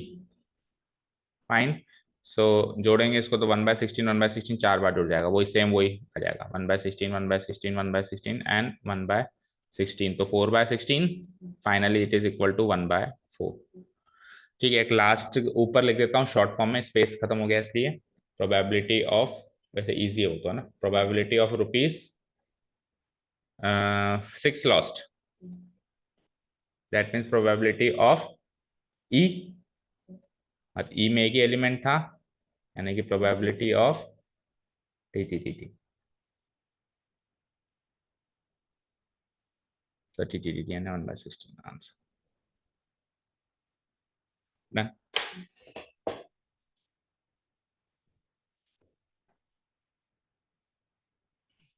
ठीक है, तो ये सारी चीजें हो सकती हैं और इन सारी चीजें होने की संभावनाएं ये हैं। अच्छा, एक और चीज, इन सबका प्रोबेबिलिटी का सम 1 आना चाहिए। जो जो चीजें हो सकती है ना दुनिया में, सारे कवर कर लिए अपन ने, ऐसा काम करें तो ये चीजें हो सकती हैं। अब सबकी संभावनाएं भी निकाली, सबकी संभावनाओं को जोड़े तो बनाना ही चाहिए। तो देखो, 1/16 प्लस 4/16, 5/16, 5/16, अरे ये 5 कैसे आया, 6 कैसे थे ना, 6/16 गलत कर दिया, और सॉल्व करेंगे तो 3/8। ठीक है, चलो अब आओ, तो 1+4 5/16, 5+6 11/16, 11 प्लस ये 4/16 था 15/16, 15/16 में 1/16 जोड़ दिया तो 16/16, दैट मीन्स 1 आ गया सम। ठीक है, अब ये का यही थोड़ा सा शॉर्ट में, थोड़ा सा सिस्टमेटिक अपन ये का इक्वेशन 12th में भी करेंगे, इसमें रैंडम वेरिएबल मान लेंगे, तो यही चीज थोड़ी सी short short short short short होती जाएगी। समझ में आया अच्छे से, बताओ कोई भी डाउट किसी भी किस्म का, ठीक है ना। चलो, तो ये एग्जामेटिक अप्रोच थी, अपन ने क्या करा, जो भी इवेंट चाहिए उस इवेंट के अंदर जो जो भी एलिमेंट्स हैं सबकी प्रोबेबिलिटी को जोड़ लिया, और उनकी प्रोबेबिलिटी कैसे निकाली, उस सैंपल स्पेस में वो कितनी बार आ रहे हैं उस सैंपल स्पेस में हर एक आउटकम एक एक बार आ रहा है। मान लो ये HHT ये 2 बार आ रहा होता तो फिर इसकी प्रोबेबिलिटी यहाँ पे मैं 2/16 लगाता, अभी सबकी बराबर आ रही है। ठीक है, चलो अब वैसे तो परमुटेशन कॉम्बिनेशन में अभी अपन आगे चलेंगे तो इसको पढ़ना ही है, बच तो सकते नहीं है। बट फॉर एग्जाम्पल अभी आपने 4 बार इसको टॉस किया, अब मैं कहता हूँ 40 बार टॉस करो, तो क्या क्या हो सकता है वो सब कुछ पता लगाओ और फिर इनकी प्रोबेबिलिटी पता लगाओ। तो वो हमारे जिस हिसाब से अभी अपन इस क्वेश्चन को प्रेजेंट किया, रिप्रेजेंट किया, उस तरीके से अपन उधर नहीं कर सकते हैं, क्योंकि 2 की पावर 40 ना तो सैंपल स्पेस बने हमसे, और सैंपल स्पेस बने तो एक एक आउटकम को उठा के कितने जीते कितने हारे हम पता भी नहीं लगा पाएंगे।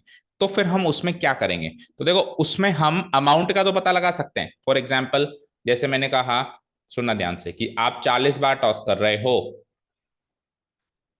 और मैंने कह दिया कि 15 हेड्स आएंगे तो आप कितना जीतोगे, तो आप पता लगा लोगे। अगर 15 हेड्स आए हैं तो फिर बचे हुए 25 टेल्स आए होंगे, पता लगा लोगे।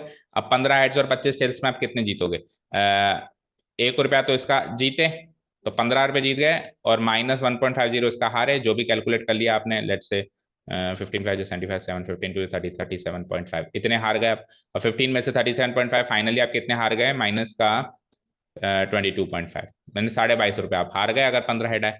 लेकिन किसी ने कहा इसकी प्रोबेबिलिटी बताओ, आप इसकी प्रोबेबिलिटी बताओ, तो इसका मतलब है आपको इस चीज की प्रोबेबिलिटी चाहिए, 15 हेड एंड 25 टेल लाने की आपको प्रोबेबिलिटी चाहिए। तो ये आप अब सैंपल पॉइंट से सोचना पड़ेगा कि 15 हेड एंड 25 टेल ये वाला कॉन्फ़िगरेशन कितनी बार आया, कैसे आया, divided by total number of outcomes. ठीक है, तो उस टाइम अपन किसका यूज लेंगे बेटा, कॉम्बिनेशन, परमुटेशन एंड कॉम्बिनेशन का अपन इस्तेमाल करेंगे। ठीक है, कैसे करेंगे, देखो 15 हेड चाहिए, 25 टेल चाहिए, एक हेड आने की प्रोबेबिलिटी क्या होती है, 1/2, एक हेड आने की प्रोबेबिलिटी 1/2, और एक टेल आने की प्रोबेबिलिटी 1/2। अब सुनना ध्यान से, 15 हेड है, कितने हेड है, 15 आउट ऑफ 40, तो 40 में से 15 हेड चूज करने की प्रोबेबिलिटी क्या होती है, 40C15, क्योंकि ये 15 हेड कहीं पर भी प्लेस हो सकता है, यहाँ पे यहाँ पे यहाँ पे यहाँ पे यहाँ पे यहाँ पे कहीं पर भी हो सकता है, उस से 25 टेल भी कहीं पे कहीं पे कहीं पे कहीं पे यूज हो सकता है। ठीक है, इंटू 25 टेल आने की प्रोबेबिलिटी 40 में से 25 बार, मतलब ये टेल कहाँ पे प्लेस हो सकता है, इस तरीके से कैलकुलेट करेंगे, इस तरीके से कैलकुलेट करेंगे। इवन इस क्वेश्चन में भी कर सकते हो, इस क्वेश्चन में करके बताएं। देखो इसको तो कर देता हूं मैं डिलीट। अब देखो यहाँ पे सपोज करो मुझे चाहिए लेट से 4 हेड एंड 0 टेल, तो 4 हेड है, एक हेड की प्रोबेबिलिटी क्या होती है, 1/2, 1/2, 1/2 इंटू 1/2। ठीक है, फिर आ जाओ, पूरा सारे केसेस लिख देता हूं मैं, 3 head and 1 tail, then 2 head and 2 tail. हालांकि नीचे क्वेश्चन है इसके भी, लेकिन थोड़ा सा हिंट अभी से इस क्वेश्चन से भी ले लो, 1 head and 3 tail, and then last में 0 हेड एंड 4 टेल। ठीक है, तो 1/2 इंटू 1/2 इंटू 1/2 तो सब में होगा, क्योंकि 3 हेड आए तो हेड आने की प्रोबेबिलिटी 1/2 इंटू 1/2 इंटू 1/2, और टेल एक आया तो टेल की भी 1/2 ही है, तो ये चार तो सब में ही आएंगे, है ना। 2 हेड यानी 1/2 इंटू 1/2, 2 टेल यानी कि 1/2 इंटू 1/2, फाइन।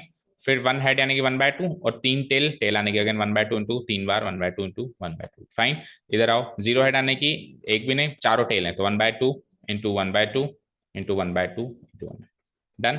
अब आओ यहाँ पे, 4 हेड है, आउट ऑफ 4 ही टॉस है, तो 4C4, 4 टेल है, आउट 4 टॉसेस हैं टोटल, टोटल कितने टॉसेस हैं, 4, उसमें से एक भी टेल नहीं है, तो 4C0। इधर आओ, 3 हेड है, तो 4C3, और एक मिनट, 4C3 इंटू 4C1 होगा,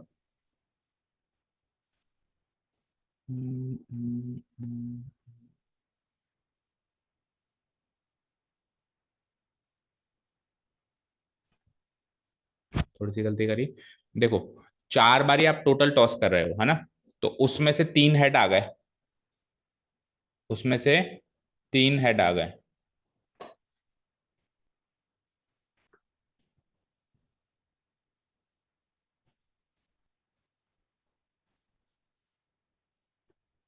तो अपन ये वाला केस नहीं लिखेंगे ना। देखो या तो आप नंबर ऑफ हेड्स के हिसाब से चलो, या फिर आप नंबर ऑफ टेल्स के हिसाब से। सपोज करो मैं 4 नंबर ऑफ हेड्स के हिसाब से चल रहा हूं, तो पूरे चीज नंबर ऑफ हेड्स के हिसाब से चलाओ, और अगर आप टेल्स के हिसाब से चल रहे हो तो पूरी चीज नंबर ऑफ टेल्स के हिसाब से चलाओ। तो 4 में से 4 ही हेड चाहिए, 4C4, 4 में से 4 चाहिए। 4 में से 3 हेड चाहिए तो ऑटोमेटिकली एक वन टेल हो गया ना, उसको लिखने की जरूरत नहीं है, तो 4C3। फिर आ जाओ यहाँ पे 4 में से 2 हेड चाहिए, 4C2।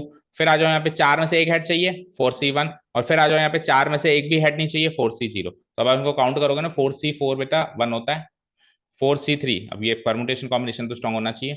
4C3 कितना होता है पता है, 4 होता है, n - 1 n ही होता है, इसमें से एक छोटा नंबर है तो यही n ही आंसर आ जाता है। 4 से एक जस्ट छोटा नंबर है 4। 4C2 आप कैलकुलेट कर देना, 6 आ जाएगा। 4C1 अगेन क्या हो जाएगा, 4 हो जाएगा। और 4C0 अगेन क्या हो जाएगा, 1 आ जाएगा। तो आप काउंट करो, आपने यही तो किया था, 1 × 1/2 × 1/2 फिर 1/2 को 4 बार गुणा किया तो 4/16 यानी कि 1/4। फिर 1/16 को 6 बार गुणा किया तो 6/16 यानी कि 3/8। और फिर आ जाओ 1/16 को फिर आपने 4 बार गुणा किया, 4/16 यानी कि 1/4। और फिर 1/16 को 1/16, यही तो प्रोबेबिलिटीज आई है आपकी। तो ये कॉम्बिनेशंस वाला तरीका अपन यूज करेंगे जब ये 4 बार से ज्यादा क्रॉस हो जाए, जैसे 40 बार क्रॉस करे, 50 बार क्रॉस करे, जो भी वो करे। ठीक है, समझ आ गया? ठीक है ना? तो बहुत सारे तरीके अपन ने इसमें डिस्कस कर लिए हैं, होपफुली आपको क्वेश्चन क्लियर हो गया। अभी परम्यूटेशन कॉम्बिनेशन के आने दो क्वेश्चन, बहुत अच्छे अच्छे क्वेश्चन हैं इस एक्सरसाइज में। अभी एक छोटा सा वो था, बस ट्रेलर था कि इस तरीके से कॉम्बिनेशन अपन यूज कर सकते हैं। ठीक है, तो टोटल कितने क्वेश्चन इसमें बताओ, क्योंकि एक दिन में तो कंप्लीट होती हुई दिखाई नहीं दे रही है ना। 21। So let's finish this 3 questions, तो कम से कम आधे तो हो जाए ना। 3 coins are tossed once, find the probability of getting this, ये सारा सब कुछ तामझाम है हमारे पास। 3 कॉइन्स को टॉस करना है, तो सबसे पहले सैंपल स्पेस बना दो फटाफट। इजी है तो थोड़ी लेंदी, पर ये क्वेश्चन इजी है ना। Here an random experiment is given,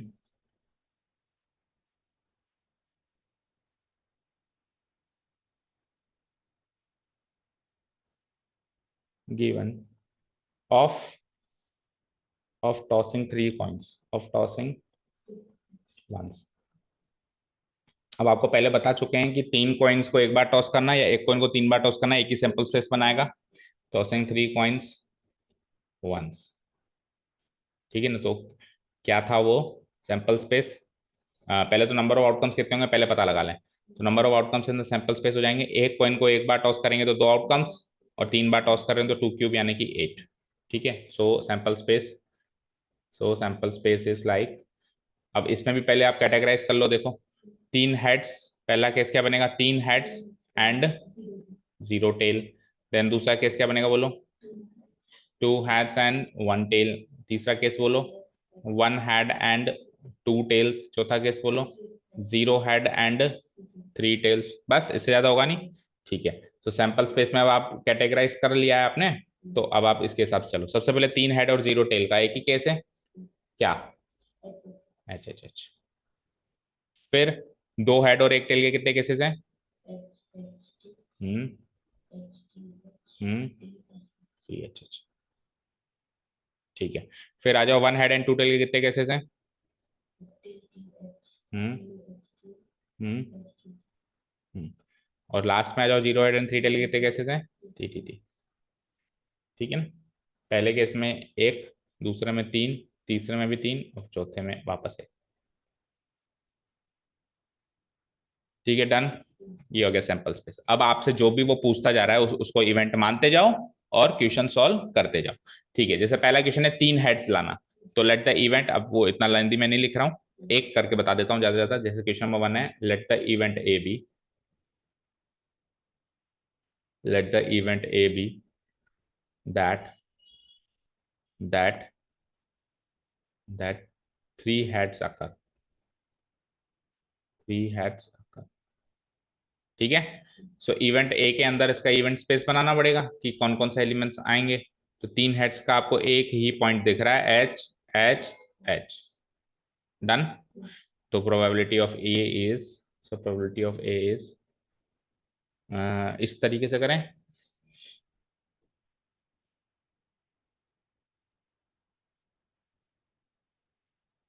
देखो एक तरीका तो ये है ना, सो प्रोबेबिलिटी ऑफ ए इस क्या हो जाएगा, नंबर ऑफ आउटकम्स कितने हुए इसमें, नंबर ऑफ एलिमेंट्स इसके आगे भी लिख लेना, implies number of elements in A कितने हो गए, 1। ठीक है ना, तो प्रोबेबिलिटी ऑफ ए क्या हो जाएगा, number of elements in A divided by number of elements in the S. तो ये क्या हो जाएगा 1/8 आंसर। एक तरीका ये। दूसरा तरीका ये जो अभी मैंने आपको सिखाया, क्या प्रोबेबिलिटी ऑफ 3 हेड्स चाहिए आपको, प्रोबेबिलिटी ऑफ क्या चाहिए 3 हेड्स। तो देखो एक हेड आने की प्रोबेबिलिटी 1/2, दूसरे हेड आने की प्रोबेबिलिटी 1/2, तीसरे हेड आने की प्रोबेबिलिटी 1/2, और 3 बार टॉस कर रहे हो और उसमें से 3 ही हेड चाहिए तो 3C3 से मल्टीप्लाई करा दो, 3C3 1 होता है तो इधर से भी 1/8। समझ में आया? तो वो तो था इक्वली लाइकली आउटकम्स वाला प्रोसेस, और ये था एडवांस प्रोसेस यूजिंग कॉम्बिनेशंस। ठीक है, चलें सेकंड क्वेश्चन पे। इसको मैं डिलीट कर दूं। ओके, डिलीट क्या कर दूं, सेकंड पेज पे आ जाता हूं। अब सेकंड क्वेश्चन है टू हेड्स आना। तो शॉर्ट में देखो, let the event B that two heads occur. तो टू हेड्स आने की probability and probability of B निकालने वाला हूं। तो मुझे बताओ दो हेड्स जो हैं उसके 3 केसेस थे भाई। उस तरीके से चलोगे तो number of elements in B divided by number of elements in the sample space, तो उसमें 3 केसेस थे आउट ऑफ 8। ये तो क्या वाला तरीका। और एडवांस तरीका probability of two heads, probability of two heads. अब 2 हेड आ रहे हैं तो ऑब्वियसली एक टेल भी आ रहा होगा, तो इसके साथ में अपन लिख देंगे 2 हेड्स आया तो एंड उसके साथ में 1 टेल भी आया होगा, ऐसी बात नहीं है ना। ठीक है, सो 2 हेड यानी कि 1/2 इंटू 1/2, और टेल की भी 1/2। अब आपको 2 हेड चाहिए आउट ऑफ 3, तो 3C2 से मल्टीप्लाई करोगे तो 3 आंसर आता है। 3 इंटू 1/8 इज 3/8। डन। ठीक है, at least at least two heads, at least two heads, इसको मान लो सी है, ये सी है एटलीस्ट टू हेड्स। तो एटलीस्ट टू हेड्स का मतलब क्या होता है, 2 हेड और 3 हेड दोनों शामिल, 2 हेड और 3 हेड दोनों शामिल। तो सी के अंदर क्या क्या आ जाएगा, 2 हेड वाले केसेस एंड 3 हेड वाले केसेस। तो 2 हेड वाले कितने केसेस थे, 3, और 3 हेड वाला एक केसेस था तो 4 हो गए total. So probability of C will be like number of elements in C divided by number of elements in sample space, यानी कि 4/8 यानी कि 1/2। एडवांस एडवांस तरीका सुन लो, probability of at least two heads. तो एटलीस्ट टू हेड्स को मैंने थोड़ा सा वो कर दिया, आगे बढ़ा दिया, आगे डिफाइन कर दिया। तो 2 हेड्स चाहिए ना आपको कम से कम, तो उसको मैं क्या लिख सकता हूँ, probability of 2 heads plus probability of 3 heads भी तो चलेगा आपको, उसको मैंने तोड़ दिया, उसको मैंने क्या कर दिया, तोड़ दिया। सो प्रोबेबिलिटी ऑफ 2 हेड्स तो अभी अभी निकाला था आपने, आप पिछले क्वेश्चन का सहारा ले सकते हो, है ना। तो 2 हेड्स क्या निकाला था आपने अभी इससे पहले वाले केस में 3/8, और उससे पहले फर्स्ट क्वेश्चन में आपने 1 हेड की प्रोबेबिलिटी निकाली थी 1/8। सो 4/8 यानी कि 1/2। और किसने कहा सर मुझे नहीं लेना सहारा, तो फिर जैसे पहले निकाली थी वैसे ही निकाल लेना, 1/2 इंटू 1/2 इंटू 3C2। ठीक है, डन। इधर आओ, एटमोस्ट 2 हेड्स, तो ज्यादा से ज्यादा 2 हेड चाहिए, डी हो गया। ज्यादा से ज्यादा 2 हेड चाहिए, तो 2 हेड, 1 हेड, 0 हेड, सारे के सारे केसेस शामिल हो गए। तो number of elements in D निकालोगे तो 0 हेड का एक केस, है ना, फिर उसके बाद 1 हेड का 3 केस, और फिर 2 हेड का 3 केस, और 2 से ज्यादा हेड आपको चाहिए नहीं, तो टोटल कितने हो गए 7 case. So probability of D कितनी हो गई, 7/8। एडवांस तरीका देखो, एडवांस तरीका निकालना हूं मैं, प्रोबेबिलिटी ऑफ एटमोस्ट 2 हेड्स। तो देखो इसको ऐसे कर सकता हूं मैं, 2 हेड्स की प्रोबेबिलिटी चाहिए ज्यादा से ज्यादा, तो इसको मैं या तो ऐसे तोड़ दूं, probability of 0 head plus probability of 1 head plus दूसरा बोलो प्रोबेबिलिटी ऑफ 2 हेड्स, या तो ऐसे तोड़ दो। ये लेकिन लंबा लग रहा है, तो देखो 8 में से 7 केसेस, तो एक कौन सा देखो आपको ज्यादा से ज्यादा 2 हेड चाहिए, तो केवल और केवल 3 हेड गए तो केस छोड़ा इसने, बाकी तो सब ले लिया। तो मैं आपको सजेस्ट करूंगा जब ऐसा हो ना कि बहुत सारे केसेस ले लेता है, एक दो कोई छोड़ देता है, तो आप इसको ऐसे लिख सकते हो 1 माइनस प्रोबेबिलिटी ऑफ 3 हेड्स, क्योंकि छोड़ा ही वो है। भाई ज्यादा से ज्यादा 2 हेड चाहिए, दैट मीन्स 3 हेड नहीं चाहिए बाकी तो सब चाहिए, 3 हेड नहीं चाहिए बाकी तो सब चाहिए। तो 3 कैटेगरी की प्रोबेबिलिटी निकालने के बजाय एक कैटेगरी प्रोबेबिलिटी निकाल के 1 में से माइनस करो ना, उल्टा इवेंट सोचो। ठीक है, so it will be like 1 minus probability of 3 head में पहले निकाल चुका हूं 7/8। ठीक है, आगे आओ, नो हेड। नो हेड मतलब क्या हो गया, ABCDE, एक भी हेड नहीं चाहिए, एक भी हेड नहीं चाहिए, दैट मीन्स तीनों टेल चाहिए। तो नंबर ऑफ एलिमेंट्स एक ही है उस हिसाब से 1, so probability of E will be like number of elements in E divide by number of elements in the sample space. ये आपको सबको मानना है ना, at the event E B that no head occurs. So 1/8 आ गया answer. और advance तरीका, प्रोबेबिलिटी ऑफ नो हेड, तो उसको मैं क्या लिख सकता हूं, it is exactly equal to probability of 3 tails, it is exactly equal to probability of 3 tails, और 3 टेल्स आने की प्रोबेबिलिटी 1/2 1/2 1/2, 3 बार टॉस कर रहे हो, 3 के 3 टेल चाहिए, 3C3, सो आंसर इज 1/8। ठीक है, आ जाओ 3 टेल्स, ये सेम टू सेम हो गया, कॉपी पेस्ट मारना। 3 हेड्स और no head, same to same हो गया, कॉपी पेस्ट मारना। सेवंथ क्या हो गया, A B C D E F G, exactly 2 tails. Exactly मुझे कितने टेल्स चाहिए, 2 टेल्स, तो 2 टेल के साथ, इसका मतलब हो गया 2 टेल्स के साथ 1 हेड, 2 टेल्स के साथ 1 हेड के 3 केसेस थे। So probability of G will be like number of elements in G divide by number of elements in the sample space, that means 3/8। Advance तरीका आ जाओ, प्रोबेबिलिटी ऑफ एग्जैक्टली 2 टेल्स, तो exactly 2 tails आ गया तो 100% इसके साथ में एक हेड भी आया होगा, ठीक है। सो 2 टेल आने की प्रोबेबिलिटी 1/2 इंटू 1/2 इंटू एक हेड आने की प्रोबेबिलिटी भी 1/2। अब आपको 3 में से 2 टेल चाहिए, 3c2, सो 1/8 इंटू 3c2 होता है 3/8, ठीक है। कौन सा कर लिया अभी अपन ने, ये कर लिया। जी के बाद आ जाओ H, no tail. No tail मतलब 3 हेड्स, तो 3 हेड्स यानी कि एक ही केस है जिसमें 3 हेड आते हैं।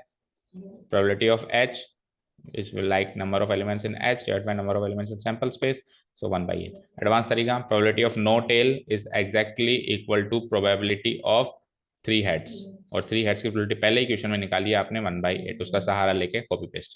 Eight most 2 tails, last one, at most 2 tails, ज्यादा से ज्यादा आपको 2 टेल चाहिए, तो ज्यादा से ज्यादा 2 टेल चाहिए, that means 2 tail, 1 tail, 0 tail, सारे के सारे चाहिए, तो number of elements in I निकालूंगा, तो ज्यादा से ज्यादा 2 टेल हैं, तो 2 टेल के 3 केस, उससे कम भी चलेगा, ज्यादा से ज्यादा में 1 टेल के भी 3 केस, और एक एक भी टेल नहीं है, 0 टेल, उसका 1 केस, तो कितना हुआ, 7 हुआ ना, 7/8। तो probability of I will be like number of elements in I divided by number of elements in the sample space, that mean 7/8। तो ये होमवर्क है फिर पूरा पार्ट आपका है ना। एडवांस तरीका, प्रोबेबिलिटी ऑफ एटमोस्ट 2 टेल्स, जैसे पहले अपने एटमोस्ट 2 हेड्स किया था, ज्यादा से ज्यादा आपको 2 टेल्स चाहिए, तो इसका मतलब आपको केवल 3 टेल का केस नहीं चाहिए, समझ गए। ज्यादा से ज्यादा 2 टेल ही चाहिए, 2 टेल से ज्यादा नहीं चाहिए, तो एक 3 टेल वाला केस ही तो छूटा, और 3 टेल्स की प्रोबेबिलिटी आपने कहीं ना कहीं निकाली होगी, ये निकाली थी 1 - 1/8। डन, इज दिस क्लियर, हो जाएगा होमवर्क, ठीक है। क्वेश्चन नंबर 9 देखो, if 2/9 is the probability of an event, what is the probability of event not a, very easy। if 2/11 is the probability of an event, है ना, एक event है E जिसकी 2/11 प्रोबेबिलिटी है, तो नॉट ए की probability क्या होगी, 1 - 2/11, ठीक। कैसे प्रेजेंट करेंगे इसको, हेयर, इस इवेंट को अपन E मान लेते हैं ना, the probability of event E is given as, इससे सरल क्वेश्चन ही क्या होगा बताओ, of event E is given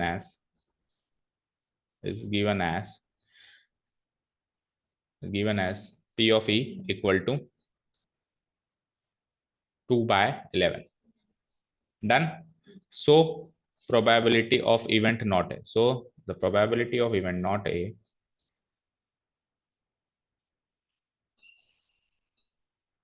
event not A, not E, अपने E माना है तो E है ना, will be like मतलब इसको लिखूंगा कैसे मैं, E डैश, और कैसे निकालते हैं, 1 - probability of E, so 1 - probability of E क्या है, 2/11, दैट मीन्स 11 में से 2 गए तो 9/11, answer, very easy. Question number 10, किसी इवेंट को होने की संभावना है तो नहीं होने की संभावना 1 में से माइनस करो, क्योंकि टोटल प्रोबेबिलिटी तो क्या होती है, 1 होती है। कोई भी इवेंट E और उसके नहीं होने की संभावना को जोड़ दें तो हमेशा क्या मिलता है, 1।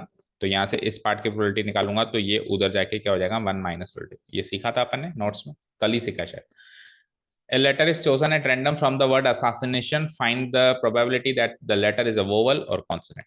ठीक है ना, एक assassination वर्ड में से एक लेटर चूज करते हैं अपन, है ना, कोई भी एक लेटर, तो क्या संभावना है कि वो चूज किया हुआ लेटर वोवल होगा या कॉन्सोनेंट होगा। फर्स्ट ऑफ ऑल थोड़ा सा जीके पे ध्यान देते हैं, जीके या English grammar knowledge. So what is the meaning of the word assassination, किसी को मारना। Then what is the difference between murder and assassination, murder में भी तो किसी को मारना होता है, मतलब एक्चुअली मारना वाला ऐसे नहीं कि ऐसे थपकी मार दी, मारना मतलब जान से मारना, और मर्डर भी जान से मारना। सो what is the difference between murder and assassination, murder भी जान से मारना, assassination भी जान से मारना, सो व्हाट इज द डिफरेंस, सोचो।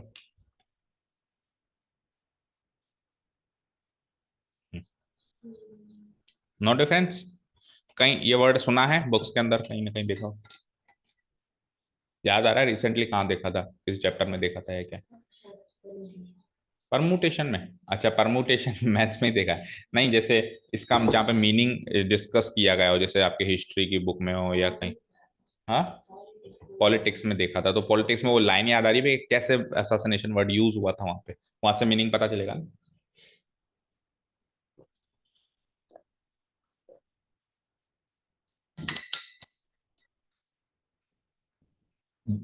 देखो बेटा, मर्डर इज लाइक हत्या, और हत्या तो किसी की भी हो सकती है, बट असैसिनेशन इज लाइक राज हत्या। राज हत्या मतलब किसी ऐसे इंसान की हत्या जो गद्दी पे बैठा है, जैसे राजा की हत्या। जैसे कि राजीव गांधी का, मिस्टर राजीव गांधी वो was the prime minister of India, assassination हुआ था, मर्डर नहीं हुआ था, क्योंकि जिस टाइम उनका मर्डर हुआ था तब वो प्राइम मिनिस्टर थे।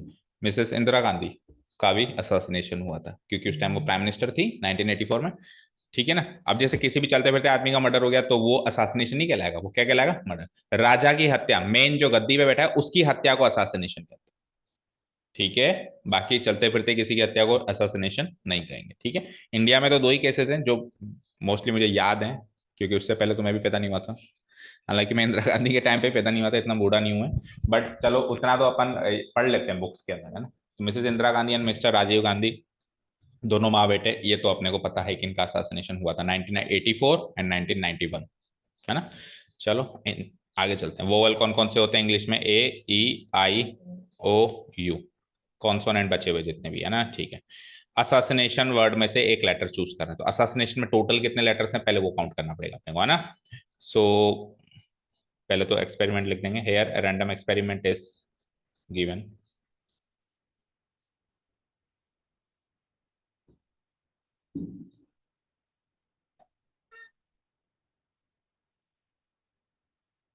Given of choosing a letter, of choosing choosing a letter from the word assassination। ये आ गया experiment complete. A random experiment is given of choosing a letter from the word assassination। ठीक है ना? So number of letters in the assassination, total number of letters in the word assassination, in the word, that is, उसको अपन क्या लिख सकते हैं? Number of elements in sample space. ठीक है, कितने? 1 2 3 4 5 6 7 8 9 10 11 12 13, 13 हो गए तो। ठीक है, ये एक चीज आ गई हमारे पास। अब पहला क्वेश्चन क्या है कि चूसा हुआ लेटर, आई मीन सेलेक्ट किया हुआ लेटर, चूज किया हुआ letter should be a vowel. ठीक है? So question number 1 is like कि let the event E, A और बी मान लेते हैं, let the event A B that the chosen letter is a vowel, that be that the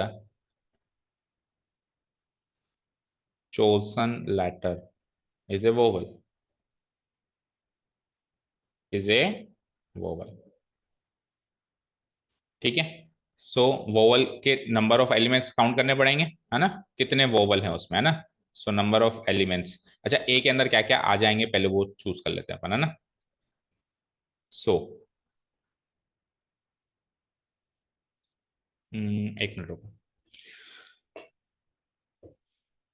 ये चीज actually अपने को पहले लिख देनी चाहिए थी। Number of letters in the word अपन ने लिखा ना, तो out of which these are the vowels and these are the consonant. तो देखो इसमें वोवल्स कितने हैं चेक करो, 1 2 3 4 5 6, तो 6 तो वोवल्स हैं, और कॉन्सोनेंट कितने बचे हुए?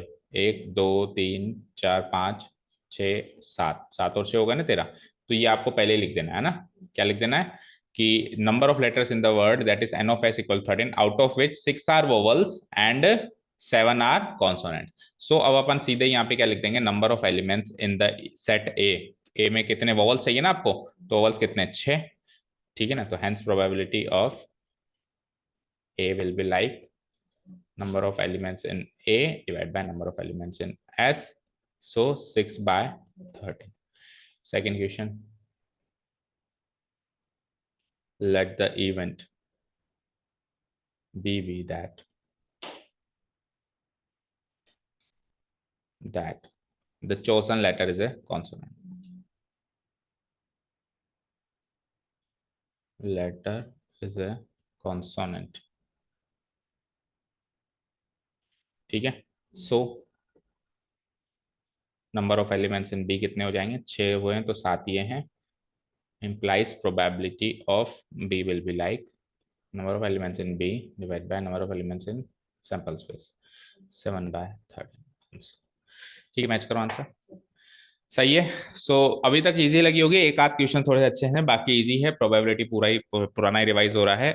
अब अगले जो सेकंड पार्ट है, होपफुली उसमें थोड़े से अच्छे इंटरेस्टिंग क्वेश्चंस दिखाई देंगे हमको. तो उसको अपन कल के कैसे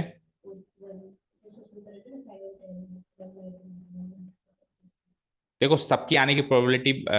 अच्छा, वैसे करना चाह रहे हो आप, है ना? तो सबके आने की प्रोबेबिलिटी बराबर है ना. उस थी ना उसमें तो हेड आने की और टेल आने की प्रोबेबिलिटी बराबर थी. यहाँ पे ए ज्यादा है. देखो 1 2 3, तो ए आने की प्रोबेबिलिटी ज्यादा है. इक्वली लाइकली है ही नहीं ना. एस आने की प्रोबेबिलिटी 1 2 3 4 है. एन आने की 2 है. आई आने की 2 है. इसलिए नहीं कर सकते. ठीक है ना. बस यही बात.